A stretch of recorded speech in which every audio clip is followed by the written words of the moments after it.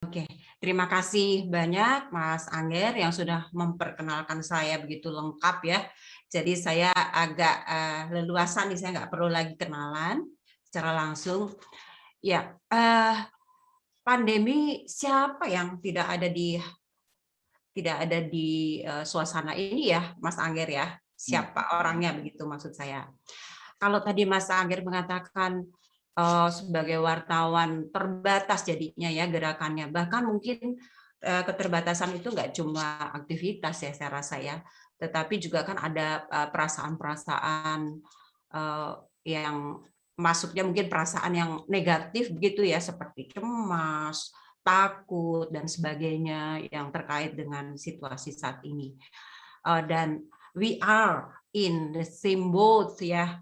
Kita kan ada di perahu yang sama nih saat ini. Jadi Mas Angger, saya itu teringat beberapa hari yang lalu, saya bangun pagi-pagi begitu saya buka pintu, saya kaget, mak jegagi ya kalau orang Jawa bilang ya. Betul-betul langsung dihadapkan pada sesuatu yang membuat saya kaget seketika itu juga. Karena ketika saya buka pintu, eh, saya bertemu dengan kabut yang begitu tebal. Ya, ternyata di depan rumah saya ini, di lingkungan saya itu sedang diadakan penyemprotan disinfektan. Dan tentunya kekagetan tidak sampai di situ saja ya, tidak hanya ketika saya melihat ada kabut di depan saya, begitu saya bangun, saya ingin buka pintu supaya udara segar masuk, ternyata saya disergap oleh kabut yang tebal ini, mak jegakinya nambah gitu ya. Wah, ada apa ini? Aduh, jangan-jangan saya memang harus di dalam rumah terus, saya nggak boleh keluar nih. Ya, tetapi tentunya kita begitu ada situasi di mana kita kaget ya, kaget itu kan berarti memunculkan perasaan-perasaan negatif tertentu ya, cemas, takut, itu inginnya kalau nggak lari, aduh seandainya saya bisa punya sayap tiba-tiba begitu ya, mungkin saya akan terbang mencari udara segar di tempat lain, barangkali begitu. Ya, itu reaksi yang sangat wajar banget ya, Mas Angger ya. Saya rasa Mas Angger pernah mengalami ketika kita ingin lari atau bahkan jadi terpaku, kaku di tempat gitu ya. Namanya tuh istilahnya freeze, tidak bisa berbuat apa-apa lagi gitu. Nah, dalam kondisi seperti ini kita perlu segera melakukan sesuatu supaya situasi kembali normal untuk kita. Normal dalam arti kita bisa melanjutkan aktivitas, tidak hanya terpaku dengan kekagetan, ketakutan, dan kecemasan, tapi kita langsung bisa mengambil tindakan.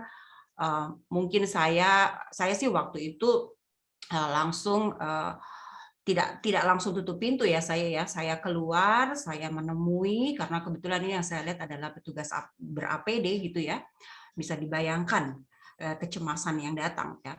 Dan saya tanya, lalu kemudian saya mendapatkan jawaban, dan tentunya usaha ini adalah bagian dari usaha saya untuk mencapai situasi atau perasaan yang lebih nyaman dari tadi, dari ketika saya kaget dan ketakutan, ya pasti ada ketakutan, kecemasan ya, terutama ya, cemas yang muncul. Dan dengan saya berbicara, lalu saya mendapatkan informasi, akhirnya saya tahu bahwa ya itu memang rutin saja ya, itu adalah aktivitas rutin yang dilakukan di dalam usaha kita manusia nih untuk menjaga diri, menjaga prokes, dan ya supaya kita tentunya akan bisa lebih merasa aman ya di tempat itu. Ya, itu sesuatu yang wajar di tengah situasi yang tidak wajar. Ya. Itu highlight-nya. Kalau kita bereaksi cemas, takut, kaget, dan sebagainya, bahkan takut itu menjadi ketakutan, itu semuanya wajar sekali terjadi di masa pandemi yang merupakan situasi yang tidak wajar. Ya, kalau dalam keilmuan ya, kita kenal nih ada dua situasi ya. Situasi itu yang disebabkan oleh tekanan-tekanan tertentu dibagi dua, satu namanya mikrostresor, yang satu namanya makrostresor. Mikro itu adalah tekanan-tekanan rutin yang kita hadapi sehari-hari, ya. Kalau kita mundur sebelum pandemi, ya pastinya tiap hari akan mengalami itu tekanan rutin, kemacetan, lalu kemudian hubungan kerja, ya pekerjaan yang menumpuk. Cicilan-cicilan Dan gitu ya. kenapa, Mas Angger? Cicilan-cicilan itu termasuk mikrostresor. Iya, cicilan-cicilan betul. Jadi mikrostresor itu sebetulnya ya namanya mikro, tapi sebetulnya karena dia rutin ya, tiap hari, tiap saat kita hadapi, itu bukan hal yang sederhana kan sebenarnya ya. Kita hadapi itu terus-menerus tentunya akan menguras pikiran, menguras emosi, itu rutin juga terjadi begitu. Tiba-tiba ada makrostresor datang, kluk ya, langsung boom ya. Kita semua dihadapkan pada pandemi COVID-19.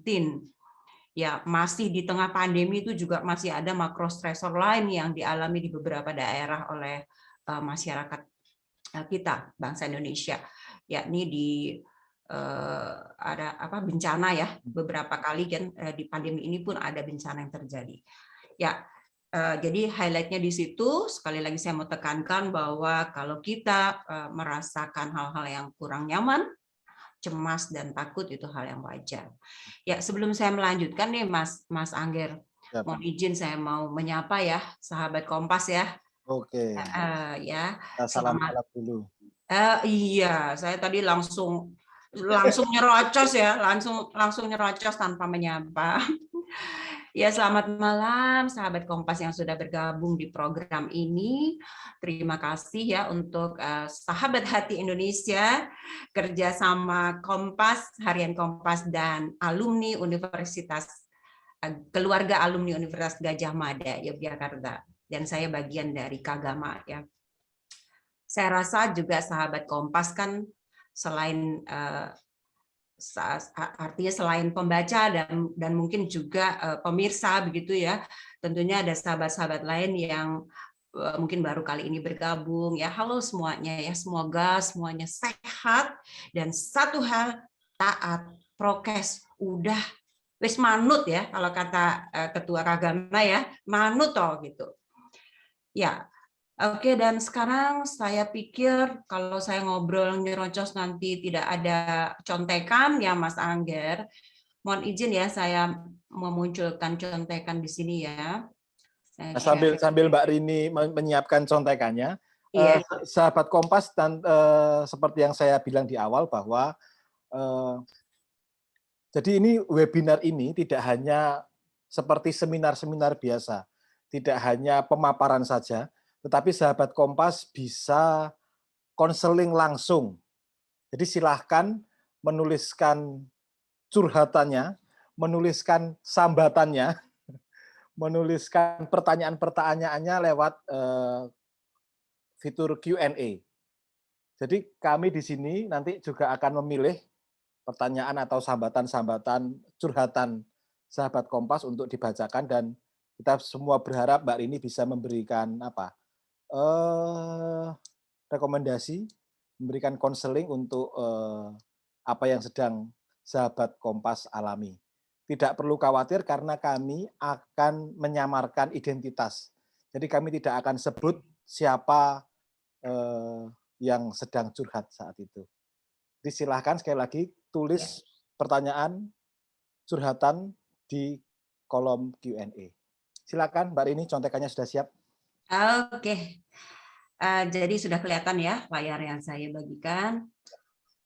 Judulnya ya, kalau saya di sesi yang pertama ini dari series Sahabat Hati Indonesia untuk webinar itu ada 4 hari berturut-turut. Jadi saya nih sebagai pembuka pintu gerbangnya nih, meningkatkan kesehatan mental saat pandemi. Ya, sudah sangat jelas ya kalau kita bicara soal kesehatan mental. Bahkan sebelum pandemi pun pembahasan tentang kesehatan mental itu ya sudah marak lah. Saya rasa sahabat Kompas bisa browsing sendiri untuk mencari materi-materi lainnya yang sesuai ya, yang bisa pas dengan sahabat Kompas kalian.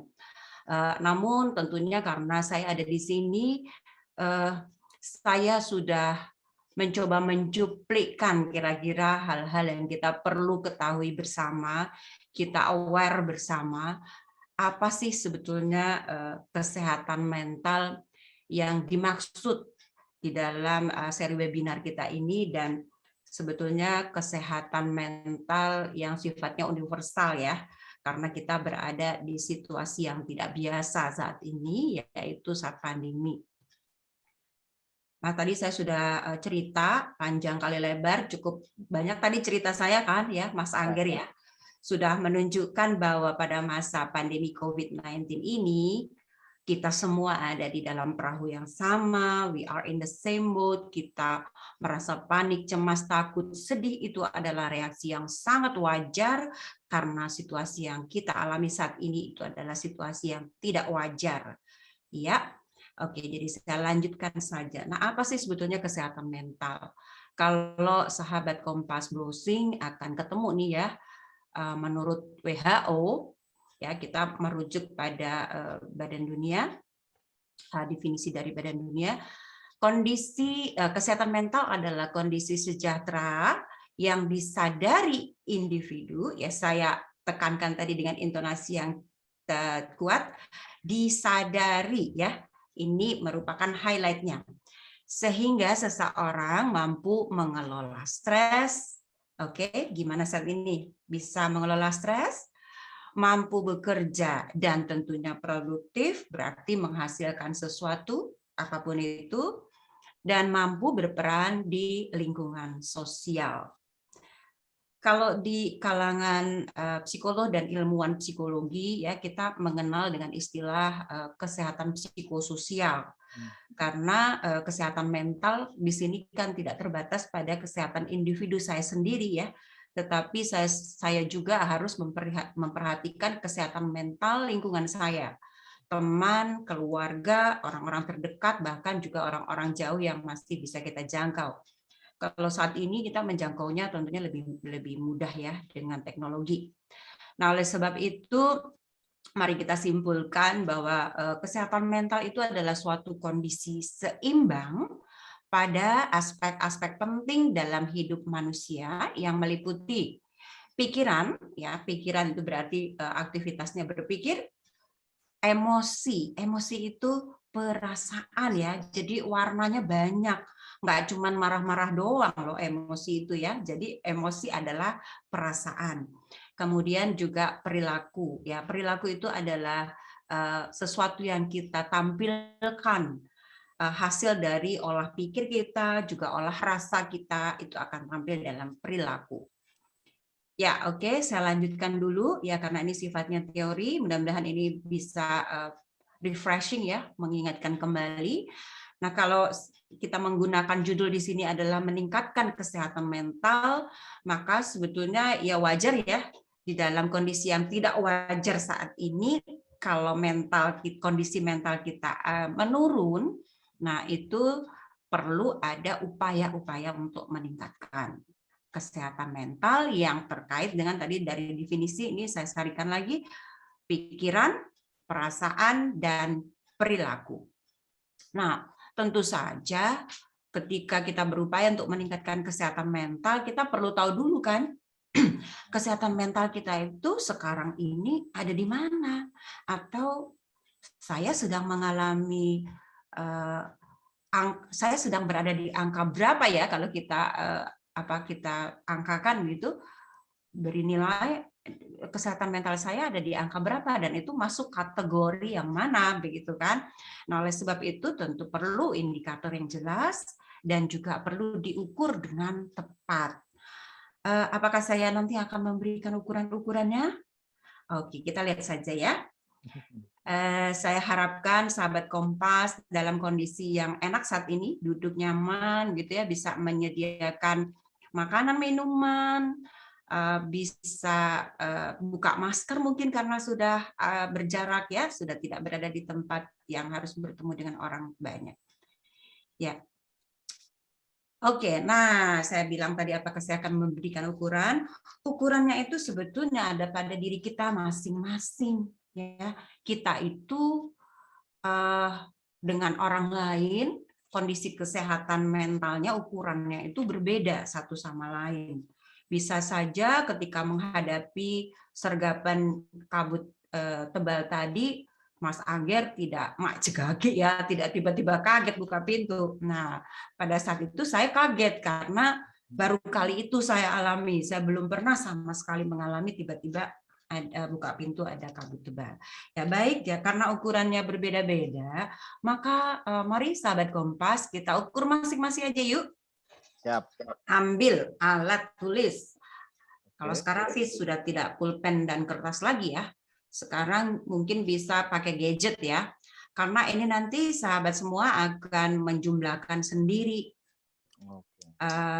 nilainya ya. Jadi sudah cukup jelas nanti yang akan saya sajikan. Namun saya mau disclaim dulu ya, ada disclaimer yang harus saya sampaikan bahwa ini pertama bukan alat diagnosis ya, catat.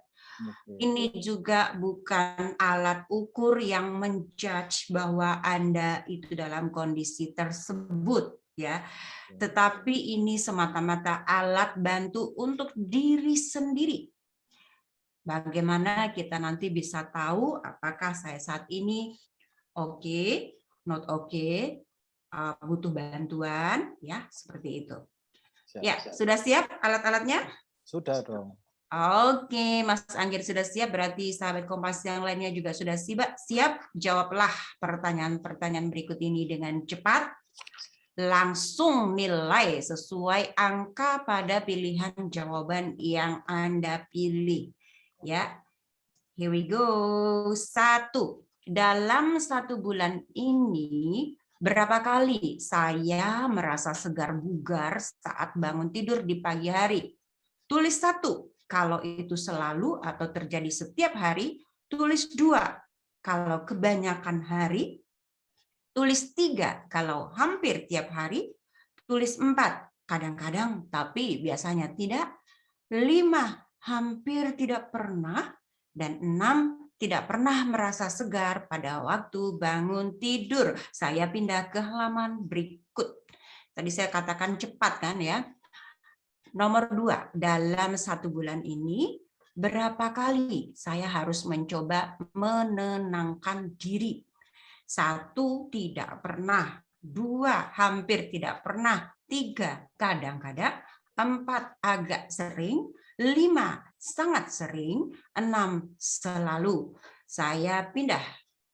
Nomor 3, dalam 1 bulan ini, pernahkah saya bingung, terganggu perasaan, atau gugup?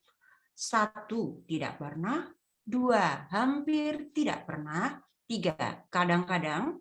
4, agak sering. 5, sangat sering. 6, selalu. Saya pindah nomor berikut. 4, dalam 1 bulan ini, berapa kali saya merasa sedih hingga tidak ada sesuatu yang dapat menyenangkan saya?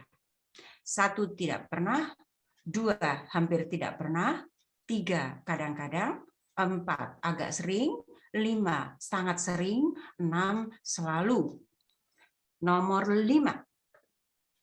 Dalam 1 bulan ini, berapa kali saya merasa hidup ini sangat menarik dan menakjubkan? 1, selalu. 2, hampir setiap waktu. 3, cukup sering. 4, kadang-kadang.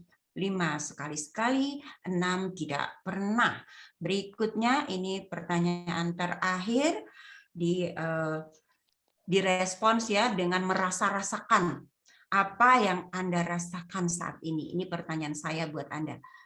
1, tulis 1 kalau Anda sangat senang, tulis 2 kalau Anda senang, tulis 3 kalau Anda cukup senang, tulis 4 kalau Anda kurang senang, tulis 5 kalau Anda tidak senang, tulis 6 kalau Anda tidak tahu. Oke, saya tutup ya. Baik, saya akan memberikan rujukannya sekarang ya. Anda tidak perlu memberitahukan saya, tidak perlu memberitahukan siapa-siapa. Namun kalau ada yang mau menyampaikan nilainya di chat juga boleh, nggak masalah ya. Izin Tapi Bu Tini. kalau kenapa? Ini dijumlah, angka tadi dijumlah. Oke, ya betul. Ya, Oh. jadi ya terima kasih Mas Angger, saya lupa menerangkan. Angkanya di jumlah semua 6 ya tadi ya, ada Ya. 6. Ada 6 Nah, kita pertanyaan. pakai waktu untuk menjumlah. Mungkin pertanyaan 1 sampai 6 bisa dijawab dengan mudah, tapi giliran suruh menghitung, mikir mungkin. Ya, ya, ya, ya. Oke, oke. Kita tunggu jumlah tik tuh pakai kalkulator bisa ya. Tapi Tidak perlu kalau phone a friend, tidak perlu phone a friend. oke, tidak perlu tidak perlu minta bantuan ya untuk menjumlahkan. Oke, Iya. silakan. Baik, sip, dreng, deng, deng, deng, deng. Sekali lagi, ini bukan harga mati ya, bukan alat diagnosis, tetapi alat bantu untuk diri sendiri. Ya, mari kita lihat sama-sama. Jika Anda berada di antara 6 sampai 15, berarti Anda baik atau cukup tenang. Apabila Anda berada di angka 16 sampai 21, berarti Anda cukup baik atau relatif cukup tenang. Dan apabila Anda berada di angka 22 sampai 36, berarti Anda sedang membutuhkan dukungan ataupun bantuan. Dukungan ataupun bantuan di sini bukan berarti harus pergi ke psikolog, psikiater, atau pergi ke para ahli langsung ya, tetapi bisa saja Anda membutuhkan orang lain untuk mendampingi, untuk tempat curhat, entah itu pasangan, entah itu sahabat ya, atau orang tua atau siapapun itu. Oke, mudah-mudahan sahabat Kompas semua merasa puas dengan hasilnya ya. Pasti semuanya puas mestinya, apapun hasilnya, karena ini menggambarkan keadaan saya ketika saya menjawab pertanyaan. Oke. Nah, tadi sudah ada highlight bahwa kesehatan mental itu harus penuh kesadaran ya, harus berada di atas kesadaran. Jadi sadar itu kan kalau secara sederhananya sadar itu berarti melek gitu ya, melihat, mendengarkan, mendengar, ya, kemudian juga menyadari atau merasakan dan juga bisa mengidentifikasi ya hal-hal yang ada di diri kita maupun juga di lingkungan kita.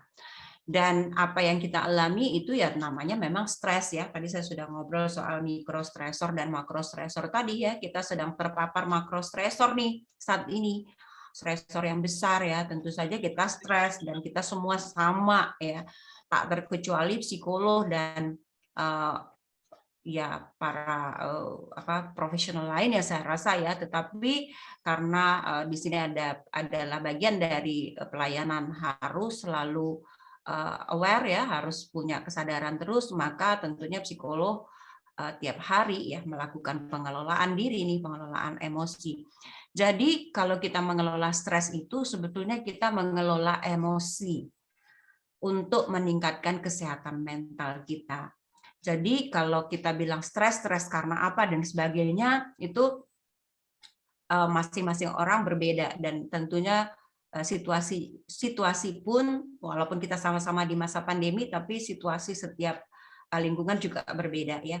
Tetapi yang perlu kita sadari itu adalah emosi.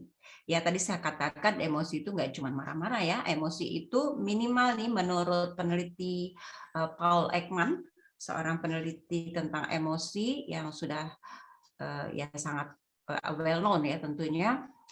Dia mengatakan bahwa setidaknya ada enam emosi dasar manusia. Nanti saya mau perlihatkan di slide berikutnya saja ya. Dan dengan kita mengelola emosi, maka itu adalah salah satu upaya kita untuk meningkatkan kesehatan mental yang tadi sudah kita ukur secara individual. Oke, nah emosi itu yang tadi saya sebut 6 itu adalah happy atau joyful ya, senang, bahagia, kemudian sedih ya, takut dan cemas itu berada di satu kontinum, kemudian juga marah ya, jelas ya. Kalau selama ini kan orang bilang emosi itu kalau marah-marah saja ya kebanyakan ya. Kemudian disgust ya, ini jijik atau muak itu dari disgust ya. Jadi bukan jijik yang lain. Kemudian surprise, terkejut ya. Coba sahabat Kompas kalian membayangkan kalau dapat kejutan, sesuatu yang sudah sekian lama diidam-idamkan, terus treng-treng dikirim ya sama seseorang. Wow, happy kan ya? Terkejut itu akan menyebabkan orang bergembira, happy, atau juga bisa menyebabkan orang cemas atau takut. Seperti saya tadi, saya cemas ya karena saya terkejut kan membuka pintu. Ya, oke. Jadi yang kita kelola adalah emosi kita. Untuk mengelola emosi kita perlu tahu dulu emosi apa yang sedang kita rasakan saat ini. Tadi di pertanyaan nomor 6 ya, apa yang Anda rasakan saat ini? Ya, kita sedang apa? Senang? Kalau kita bilang, enggak sih, 50-50 sih, senang enggak senang juga enggak ya. Kebanyakan kan orang kita agak kesulitan menilai atau menggambarkan emosi. Kita bisa pakai ukuran sendiri kok ya. Jadi kita bisa bikin mistar ya, ukuran angka dari 0 sampai 10 misalnya. Kalau saya sedang senang, antara 0 sampai 10, 0 itu tidak senang, 10 itu sangat senang, nah saya itu ada di angka berapa. Nah, 0, 1, 2, 3, 4, 5, 6, 7, 8, 9, 10 itu kan bermakna untuk kita secara subjektif kan ya, untuk menunjukkan kita itu perasaannya senang, senangnya dinilai di angka berapa. Nah, kita memang dalam kondisi seperti ini kita butuh sekali untuk merasa rileks ya, untuk relaksasi. Dengan kecemasan yang tinggi, otomatis tubuh kita itu akan berbicara. Tubuh kita berbicara karena perasaan kita. Nah, dari penelitian kebanyakan kalau orang sudah cemasnya tinggi maka akan terasa pegal di punggung ya, di leher bagian bawah, bahu ya. Itu kalau kecemasan tinggi ya, selain tentunya rasa lelah yang kita alami karena aktivitas, tetapi tubuh itu juga menyatakan kepada kita kalau Dia kita memberi sinyal ya, Mbak ya. yes, betul. Ya, sinyal ya, betul, memberi sinyal kepada kita dan itu tentunya kita butuh lakukan sesuatu yaitu relaksasi. Nah, saya mau tahan nih ya relaksasi ini karena kita masih punya seri yang lain dan di seri lain nanti ada latihan-latihan itu saya rasakan diberikan oleh teman-teman saya. Jadi jangan ketinggalan ya di seri-seri lainnya. Betul nggak Mas Angger? Betul. Yes. Ya. Oke, dan kita juga yang sering kali Mbak ini mungkin bisa agak dipercepat supaya nanti kita juga masih bisa membahas pertanyaan-pertanyaan dari sahabat-sahabat Kompas ya. Oh, oke. Maaf Mas, sekarang kira-kira berapa waktu lagi ya? Mungkin bisa sekitar 5 menit lagi. 5 menit ya. Baik. Kalau begitu saya akan meneruskan saja, terutama saya mau menggarisbawahi jangan lupa bernapas ya. Kenapa harus dibilang begini? Jangan lupa bernapas. Karena kalau kita sedang cemas atau tadi ya kaget, itu dalam sepersekian detik napas kita yang kita hirup dan ataupun yang kita keluarkan berhenti loh secara tidak disadari. Begitu ya, berhenti dan akhirnya asupan oksigen yang merupakan makanan bagi otak kita untuk berpikir jernih itu putus. Iya, dan kita akhirnya tidak bisa berpikir jernih untuk mengatasi situasi. Nah, oleh sebab itu yang dibutuhkan adalah hadirlah sekarang dan di sini. Ya, hadirlah sekarang dan di sini ya, teman-teman sahabat Kompas kalian. Oke, nah sebenarnya saya ingin memutarkan ini, tapi saya rasa saya akan lewatkan saja karena mungkin besok kita akan mendapatkan yang lebih praktis lagi dari sesi berikutnya karena waktu saya tinggal sedikit.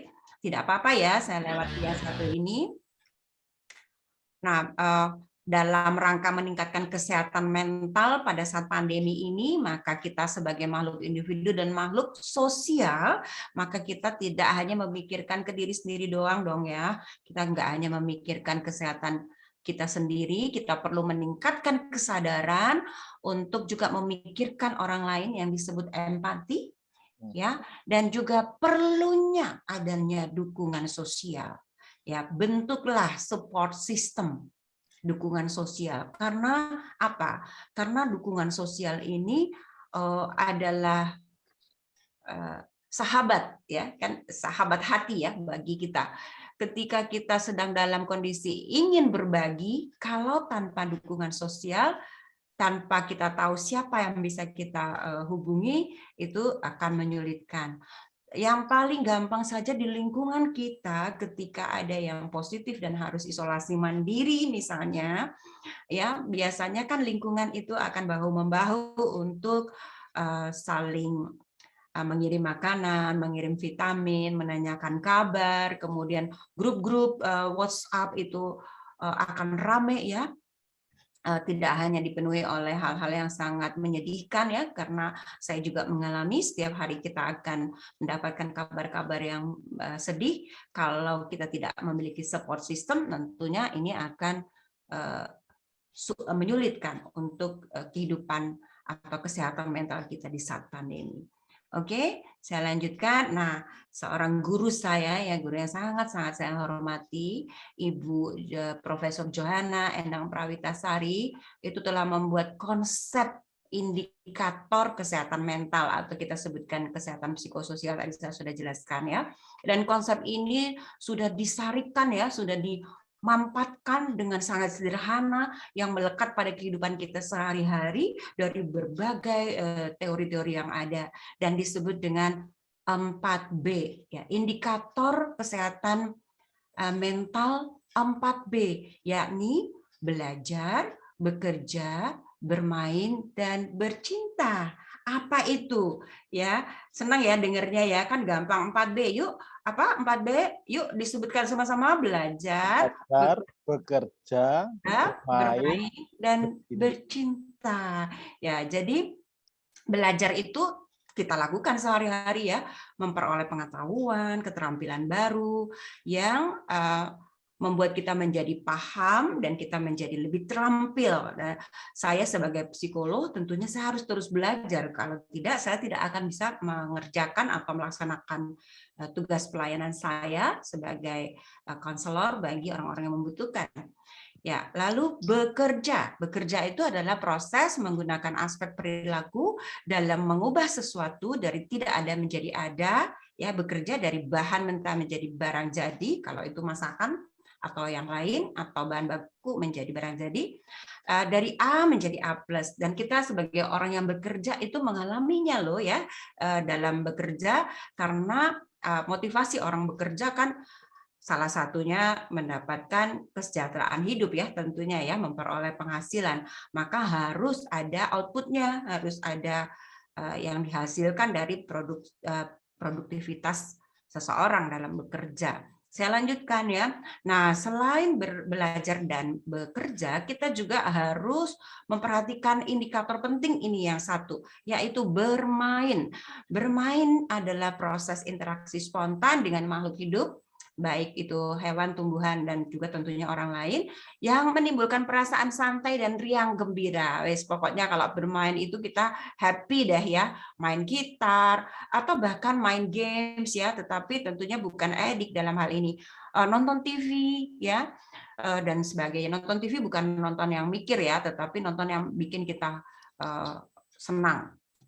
Lalu bercinta ya, bercinta ini dari loving ya, bukan dari yang lain ya terjemahannya, tapi dari loving, berbagi sebetulnya di sini intinya, berbagi, penyaluran perhatian, kepedulian, dan perasaan kasih sayang secara spontan kepada makhluk hidup tentunya. Nah, di masa pandemi ini sudah banyak saya lihat hal-hal yang dilakukan terkait bercinta ini.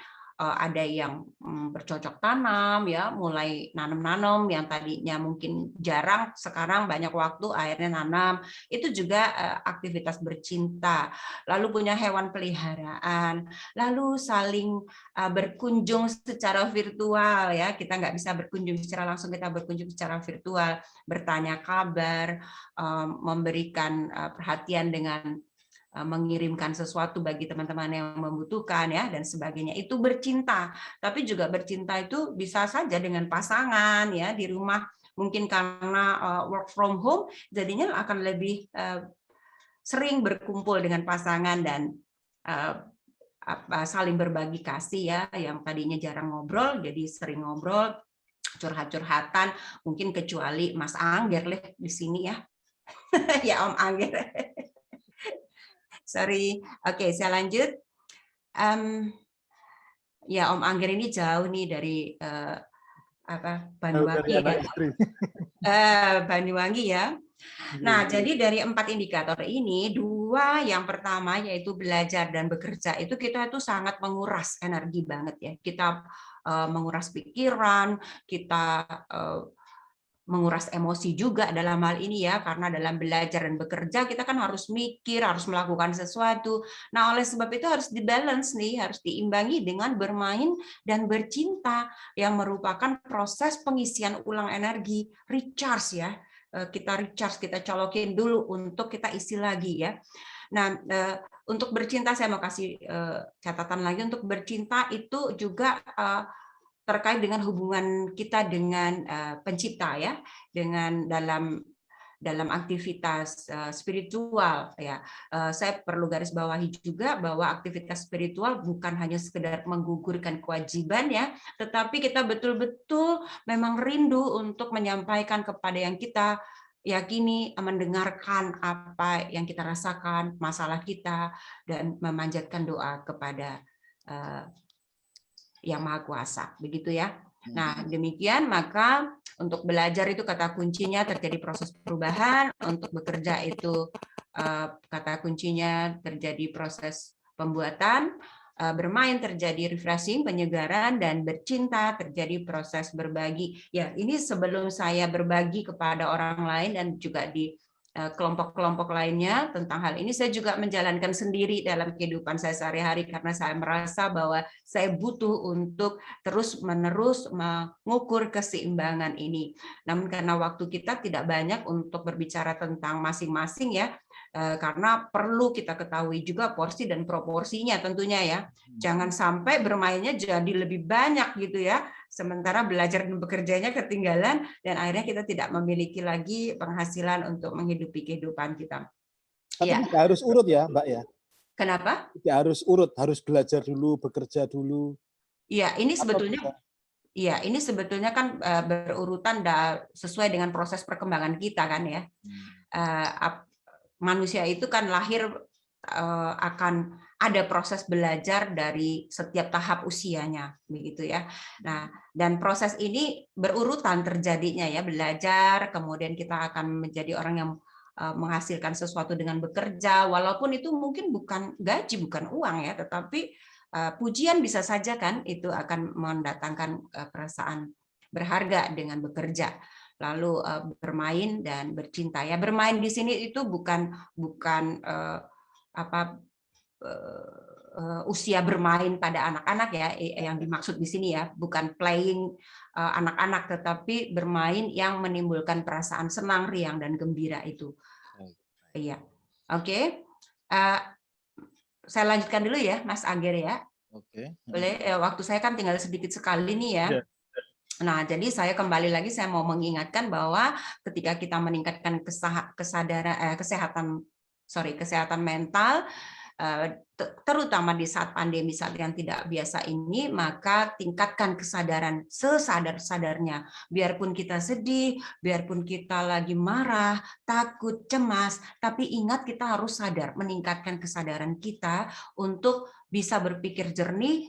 Jangan lupa bernapas, jangan lupa rileks, jaga keseimbangan. 4B, belajar, bekerja, bermain, dan bercinta tadi. Dan membangun support system ya, membangun support system di sini gunanya adalah kita akan ada yang nyoraki gitu ya, kalau kita sedang dalam proses untuk berjuang. Ketika kita berjuang kan ada yang menyoraki. Ya, sahabat Kompas, saya tidak memiliki film sendiri, saya tidak memiliki video yang bisa saya buat sendiri, namun apa yang saya cuplik ini public domain ya. Saya ingin sekali kita lihat sama-sama yuk bagaimana dalam kondisi yang sulit, yang parah, yang sedih, ya, duka cita bahkan ya, itu selalu ada harapan kok.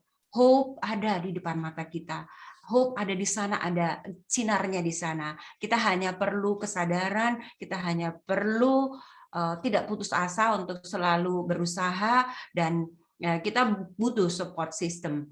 Film ini sudah ditonton lah saya rasa oleh banyak orang ya. Saya ingatkan kembali saja.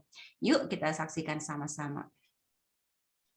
Ini untuk menutup presentasi saya.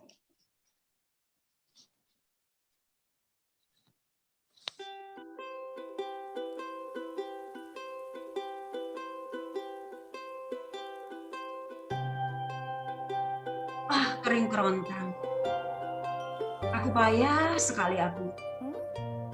Sebentar lagi aku akan mati.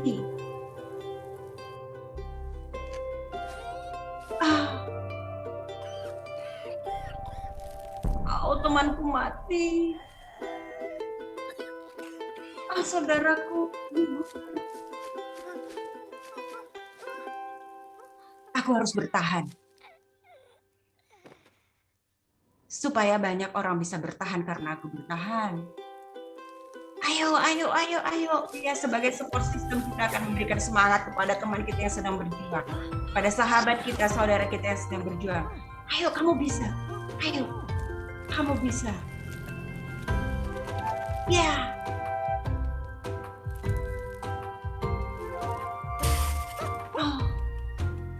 Tidak apa-apa. Di sana hijau, di sana ada harapan, di sana ada air.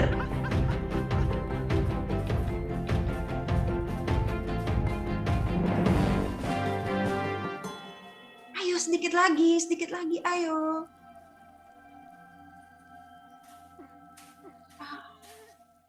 Oh tidak. Ayo, kamu bisa, bangun. Yes. Ya, sedikit lagi. Ya. Harapan ada di hadapanmu. Do something. Sebarkan kebaikan.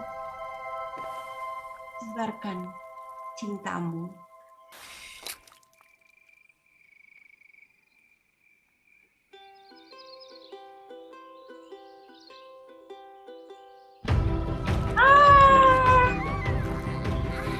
Aku bisa.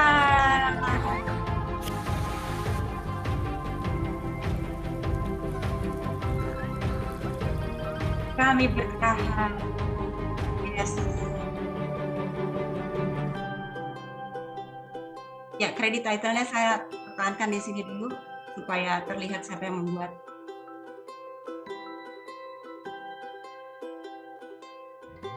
Yes, itu dia. Oke. Thank you. Jadi saya sudah bisa stop share ya, Mas.